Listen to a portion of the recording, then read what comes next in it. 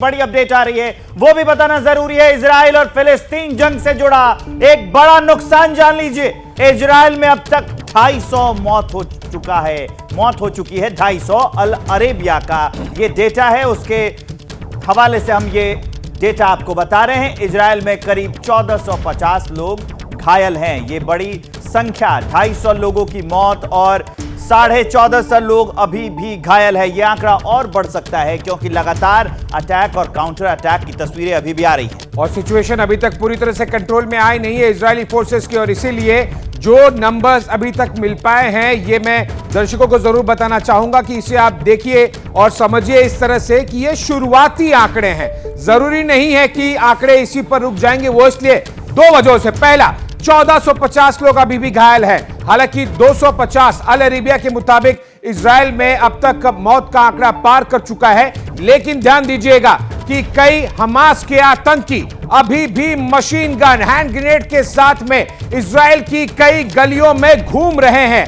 अभी भी पूरी तरह से इजरायली फोर्सेस अपने इलाके पर कंट्रोल नहीं पा पाई है और साथ ही साथ अभी भी रॉकेट्स लगातार हमास की तरफ से दागे जा रहे हैं इजराइल के अलग अलग शहरों में, जिसकी तस्वीरें हम आपको न केवल ग्राउंड से दिखाई बल्कि सैटेलाइट इमेजेस भी दिखाई। यह आंकड़ा जाहिर सी बात है काफी ज्यादा बढ़ सकता है। 250 इजराइल की तरफ मौत का आंकड़ा है। 200 से ज्यादा जो पैलेस्टीन की हेल्थ अथॉरिटीज हैं उन्होंने ऑलरेडी क्लेम कर लिया था लगभग 4 घंटे पहले, जब पहला काउंटर अटैक हुआ था, पहला रिटेलिएशन हुआ था इजराइल की तरफ से। तो यही आंकड़े 450-500 के आसपास जा चुके हैं। संजीव जी, मैं सरप्राइज नहीं होऊंगा कि अगर ये 2 या 3 दिन चले तो ये आंकड़ा 3 नहीं, अनफॉर्चुनेटली शायद 4 डिजिट में भी चला जाए, 1000 के पार। जी, ये आंकड़ा बढ़ सकता है। जितना मैसिव बड़ा जो हमला है वो इजराइल के ऊपर किया गया है, उससे निसंदेह ये आंकड़ा बढ़ सकता है। जैसा कि आपने बिल्कुल सही कहा आशीष जी कि अभी एक शुरुआती ये फिगर्स हैं और अभी आगे जो घटनाक्रम वहां पे हो रहे हैं, जो ऑनगोइंग वहां पर जो आतंकियों के द्वारा जो कार्रवाइयां की जा रही हैं, उससे ये आंकड़ा निसंदेह बढ़ सकता है। लेकिन इसका जो रिस्पॉन्स है वो इजराइल में जा रहा है और उसमें मैं ये स्पष्ट रूप से कहना चाहता हूं कि यूनाइटेड स्टेट्स ऑफ अमेरिका भी इजराइल के साथ बहुत ही क्लोजली कोलैबोरेट करेगा।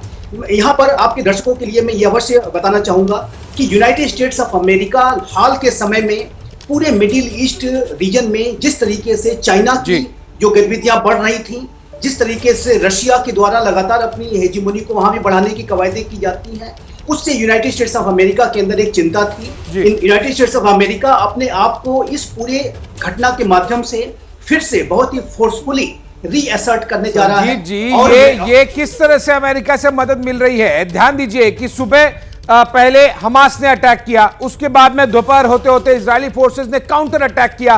तस्वीरें हम दिखा रहे हैं, चुन चुन के बिल्डिंगें उड़ाई गई, चुन चुन के चलती हुई गाड़ियां उड़ाई गई, वो भी तस्वीरें हम दर्शकों को दिखा रहे हैं। उसके बावजूद हमास 150 रॉकेट शाम को दाग देता है और साथ ही साथ इजराइल की कई जो शहरें हैं, शहरों में अलग अलग बस्तियों में, कम्युनिटीज में, वहां पर अभी भी धू धू करके आग लगी हुई है। यानी कि अगर इजराइल पहले रिटेलिएशन में चाहता तो दोपहर तक पूरे पास उनके पास इंफॉर्मेशन होती तो दोपहर तक तो हमास के लगभग सारे ठिकाने ध्वस्त हो जाने चाहिए थे, इक्का दुक्का बचते। 150 रॉकेट एक साथ फिर से शाम को दागने की क्षमता हमास में कहां से आ गई? मतलब साफ है कि न केवल इजराइल बल्कि अमेरिका भी पूरी तरह से, चाहे वो सैटेलाइट इमेजरी हो या फिर ह्यूमन इंटेलिजेंस हो या फिर इलेक्ट्रॉनिक इंटेलिजेंस हो, वो बहुत ज्यादा आगे नहीं बढ़ पा रहे हैं हमास से। कम पिछले 24 घंटों का तो यही तस्वीरें निकल के सामने आ रही है। देखिए, इसका सिर कुचलने के लिए, आतंकवाद का सिर कुचलने के लिए जो ऑपरेशंस किए जाते हैं, कई बार उसमें थोड़ा समय लगता है। लेकिन ये जो हमास की तरफ से ये जो हमला किया गया है, ये ऐसा लगता है कि बहुत ही गहरी प्लानिंग के साथ, बहुत ही वेल कोऑर्डिनेटेड तरीके से, और जैसा कि मैं कह रहा था कि इसमें कुछ स्टेट एक्टर्स भी शामिल हो सकते हैं और उसके बारे में अब जाहिर है कि आने वाले समय में जो पुष्टि हो जाएगी कि कौन से स्टेट एक्टर्स हैं जो ऐसे इन लोगों को मदद कर रहे थे।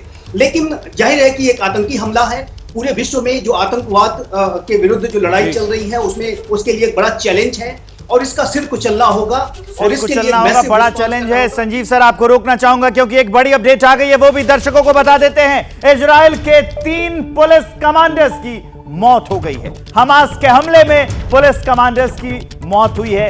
3 पुलिस कमांडर अब तक मारे गए हैं। ये बड़ी अपडेट हम आपको बता रहे हैं। 3 पुलिस कमांडर्स की मौत हुई है हमास के हमले में। लगातार ये संख्या जो अभी हम आपको बता रहे थे कि ये जो मौत का जो आंकड़ा है वो संख्या धीरे धीरे उसमें बढ़ोतरी हो रही है। 3 पुलिस कमांडर्स जो हैं वो उनकी मौत हो गई है। इस वक्त की बड़ी अपडेट हम आपको बता रहे हैं। इजराइल फिलिस्तीन युद्ध से जुड़ी बड़ी अपडेट जान लीजिए कि 3 पुलिस कमांडर्स की मौत हुई है। हमास के हमले में पुलिस कमांडर्स की मौत हुई है और लगातार वॉर फ्रंट अभी भी खुला हुआ है। खुद जो इजराइल के पूर्व पीएम हैं वो भी पहुंच गए हैं।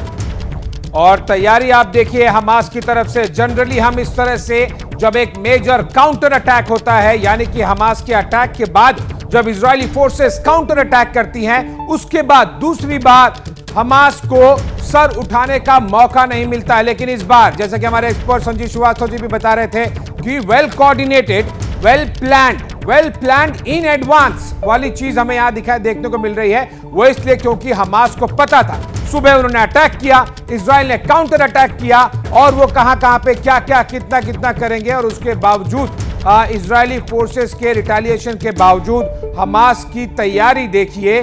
शाम को फिर से 150-200 मिसाइल्स की बौछार इजराइल पे कर देता है। और जाहिर सी बात है कि इजरायली फोर्सेस को इस बात को रियलाइज करने की जरूरत है कि न केवल पहला अटैक आम था, इससे पहले जिस तरह से हुए हैं उस तरह के, बल्कि आगे की तैयारी भी देखकर शाम की समझ जाना चाहिए कि इजराइल के इस बार आसानी नहीं होगी इजराइल को फिलिस्तीन के फन को कुचलना। जैसे ही घड़ी का काटा दोपहर 2:30 पे आए, बबीता जी का दिल सास बहू साजिश के लिए मचल जाए।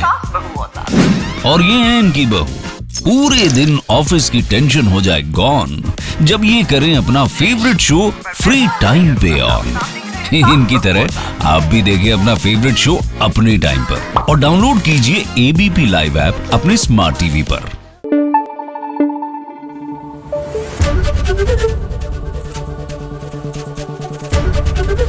एबीपी न्यूज आपको रखे आगे।